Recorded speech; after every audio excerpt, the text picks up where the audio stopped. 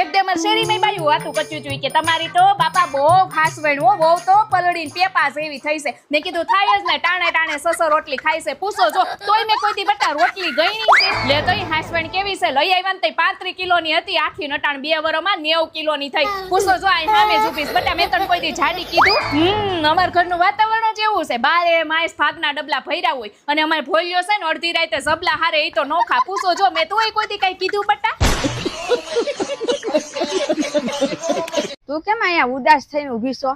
મને છે ને પૈસા મળ્યા છે આ દિવાલ ઉપર લખવા માટે કે આ દિવાલ ઉપર છે ને લખવાની મનાઈ છે. આ તો લખી નાખ ન્યા. કઈ રીતે લખવું? આ દિવાલ ઉપર તો લખવાની મનાઈ છે. પણ તને તો પૈસા મળ્યા છે ને લખવા માટે કે અહીંયા લખવાની મનાઈ છે? આ દિવાલ ઉપર લખવાની મનાઈ છે તો પૈસા દેવા તો લેવા જોઈએ. તું લખીશ જ નહીં તો બધાને કેમ ખબર પડશે કે અહીં લખવાનું નથી એમ? એક કામ કરું હું છે ને બીજી કોઈ દિવાલ ઉપર લખી નાખું કે આ દિવાલ ઉપર છે ને લખવાની મનાઈ છે. કોઈ બીજી દિવાલે લખવાની મનાઈ નથી તો તું ન્યા કેવી રીતના લખીશ કે અહીંયા લખવાની મનાઈ છે? પણ અહીંયા હું લખવાની મનાઈ છે એ જ નથી ખબર પડતી. અહીંયા કાંઈ પણ લખવાની મનાઈ છે. તો અહીંયા એ રીતે લખવાની મનાઈ છે ને કે અહીંયા લખવાની મનાઈ છે.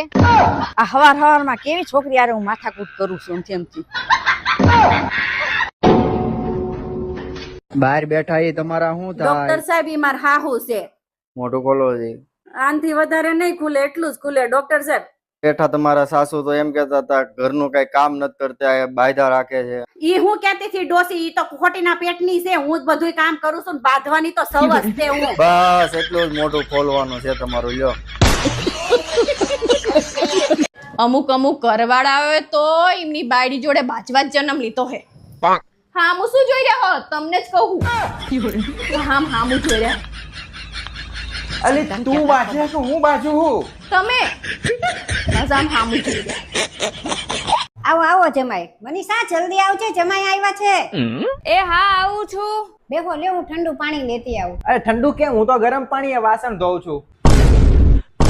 પીવા માટે પૂછે છે. मैं क्या कहती हूँ मुझे जरा बाहर घुमाने ले जाइए ना. चल चल હવે प्लीज નહીં रिक्वेस्ट.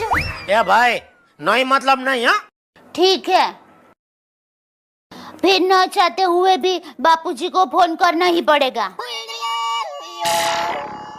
બોલ કહાં જાના હે? Thank you. Mention not. Go, go, go, go, go. Go go કરકે ખુદ ही ચલી ગઈ. આઈબ્રો કરાવવાની છે તો કેટલા થશે? આઈબ્રો ના 40 રૂપિયા છે. એક ના 40 તો બે ના થઈને 80 થશે. તો કઈક વ્યાજબી રાખજો. હા તો વાંધો નહીં તમારા 50 લઈ લઈશ. બેસી જાઓ. એ છોડ્યું ભાઈ પસ અડ્યું છો તો હું વરાજાન ફઈશું મને હાસવા દીધા છે. આમાં ઘરેણા છે. હાલો હાલો સોનલ ભાભી આપણે ત્યાં ગોઠવાઈ જાય. આપણે બેહી ટેબલે આપણે થોડી ડીશું લેવાનું હોય. આપણે વરાજાન ફયું છે. હાઈ છે તો બાપા મારે ગરબા લેવા જ નહોતા પણ બધા કે તમે વરાજાન ફઈ છો ને કે તમારે જ મોર રહેવું પડે. તી વળી લીધા ને ગોઠણ બાપા હવાકા મારે છે.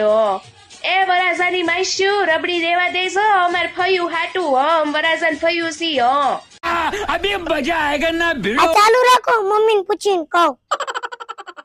મમ્મી ગેસ તો બાટલો માંગે છે તો આપણે દેવાનો છે? કોઈને કાઈ દેવાનું નથી. આપણે જ્યારે જરૂર હોય ને ત્યારે કોઈ આપણી મદદ નથી કરતું. ના પાડ દે કે નથી ગેસનો બાટલો. એ હા મમ્મી ગેસનો બાટલો આપવાની ના પાડે છે. હા પણ કોનો ફોન હતો? માસીનો ફોન હતો. મમ્મી લે મમ્મી આયા નથી. મનીષા મમ્મી ક્યાં ગયા? અરે મમ્મી ગયા તેલ લેવા. ભાઈ ખબર છે હવે તને મમ્મી નથી ગમતા એટલે એવું નહીં કે પછી ગમે એમ તું બોલવા મન. મમ્મી ક્યાં ગયા તા? આ તેલ લેવા ગઈ હતી. મનીષાને કહીને તો ગઈ હતી. એને ન કીધું તને? તમને મારી કાઈ કદર છે? તમાર હાટુ તો હું ઊભો સોમવાર રવ, બેઠો શનિવાર રવ, અમાહ રવ, પૂનમ રવ, 11 રવ, કેટલું રવ. એ કાઈ નથી રેવું. તું ખાલી હખણી રે તોય ઘણું છે.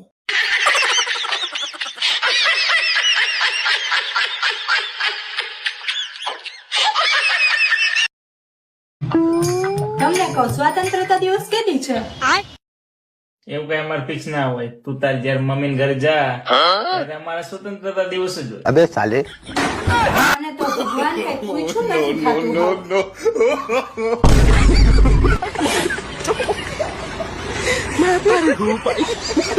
મનીષા ધ્યાન રાખજે, ભૂલથી કોઈ દિવસ ચા ઉપર કોલ્ડ ડ્રિંક્સ નહીં પીતી. અરે પણ મમ્મી ભૂલથી ન પીવાય પણ યાદ કરીને તો પીએ તે કે ને. મનીષા, હા મમ્મી. મારું એક કામ કરીશ? અરે એક શું કામ ને, બે કયો ને, મારે તો નાક પાડવી છે ને. તું કેમ અહીંયા ઉદાસ થઈને ઊભી છો?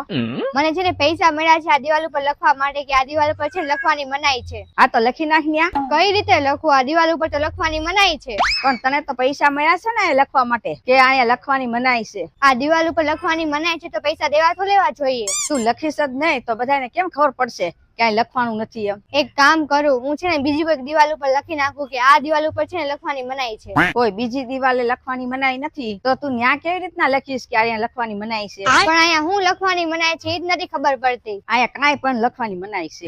તો અહીંયા એ રીતે લખવાની મનાઈ છે ને કે અહીંયા લખવાની મનાઈ છે? આ હવારમાં કેવી છોકરી યાર હું માથાકૂટ કરું છું એમથી.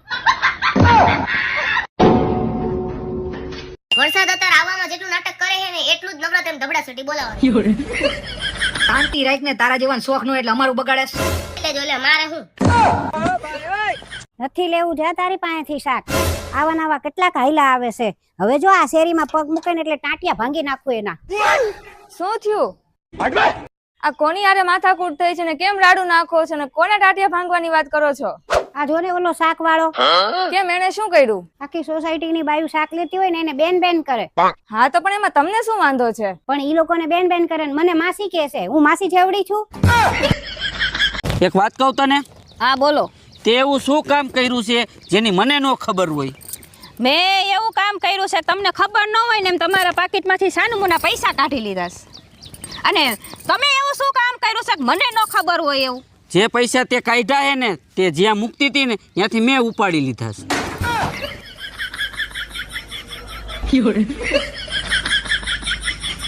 ઘરવાળી કેવી હોય?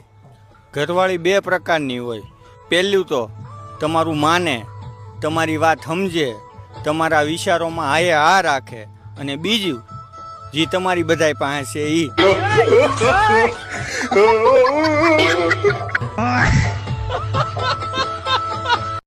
રેખાબેન હું છું, તમને તાવ આવે છે? જોવા દો તો. ના રે ના, કાંઈ તાવ નથી, કળતર જેવું જ છે તમને. કાલે મને તાવ કેટલો આવ્યો તો બોલો તો. લાલુ તો હળદારાનો મેડિકલ માંથી દવા લઈ આવ્યો ને 2 કલાકમાં ઊભી થઈ ગઈ. બોલો રામબાણ નીકળું. હા હમણાં હું લાલુને કહું તમારા માટે લઈ આવે 3-4 ટીકડી. હે હા તે હું કહું તે કાંતી છોકરાઓ નથી દેખાતા, ઠીક બાર ગયા છે. કાલ તમારી છોકરી ગેલેરીમાં ઊભી હતી ને તો મેં કીધું હાઈલ બેસવા. તે કે ના ના માસી કે મારે વાંચવું છે. મેં કીધું છોકરી તો કેટલી ડાય, આખી સોસાયટીમાં તમારી છોકરી એટલું વાંચે ને. મેં મોટી થઈને જરૂર મેં કીધું આ કલેક્ટર બનશે. મેં કીધું તમારા છોકરાઓ બાકી બહુ હોશિયાર હો. અને કાલે મેં છે ને મારા ઘરે મેં જમવાનું કર્યું હતું. તમને મેં એટલા માટે નહોતા બોલાવ્યા કારણ કે મારી હકડાશ વધી ગઈ હતી ને ઘરમાં મહેમાન બહુ હતા ને તો મેં કીધું રેખાબેન તો બાજુમાં જ રહી છે ને ક્યાં ભાગી જવાના છે, તો મેં કીધું હું પછી બોલાવીશ.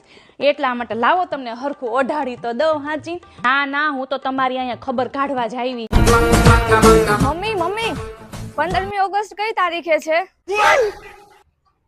16 તારીખે છે. ઠીક તો વાંધો નહીં, મારા ભાઈના લગ્નમાં જવાનું છે.